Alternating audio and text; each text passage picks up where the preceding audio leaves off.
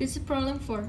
Here we have this image, and the problem says that there are three forces, A, B, and C, act on a body. We imagine the body is here in the center.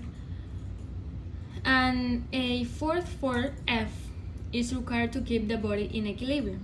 So they want us to find the X component of that force F. So this is like a thing with vectors. So we're gonna play with vectors here. So we know that A times B times C is gonna be equal to D, the vector D. We don't have the vector D. So the vector D is gonna be this in this direction, so from the center through here, and the vector F is gonna be in the opposite direction of the vector D. So we're gonna say that vector F plus vector D is gonna be equal, so the object can reach equilibrium. But for the purpose of this question, we're gonna say that vector F is gonna be equal to the negative vector D because they have the same magnitude but in opposite direction.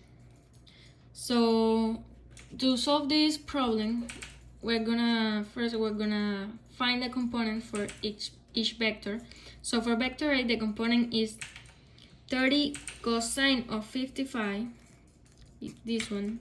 I'm gonna use this angle right here because it's the one that is closer to the positive x-axis. So it's gonna be 30 because that's the force of vector A. So 30 cosine of 55 in the I direction plus 30 sine of 55 in the J or Y direction. The component for vector B is gonna be negative because it's going to the left, negative 40 cosine of 25 of this angle, minus because the Y or J direction is also negative, minus 40 sine of the same angle. Now the component for vector C is gonna be 50 cosine of 40 in the I direction. It's gonna be positive because this is going to the right, minus 50 sine of the same angle, 40, but negative because it's gonna be like, and you can imagine a line right here. So this one is going downwards, so it's negative. Now we say that to find, first of all, we have to find vector D. So we're gonna say that vector A plus vector B plus vector C is gonna be vector D. So we're gonna plug all the values. First, we're gonna plug all in the I direction plus all in the J direction. So vector D is gonna be equal to 19I minus 24.4 in the J direction.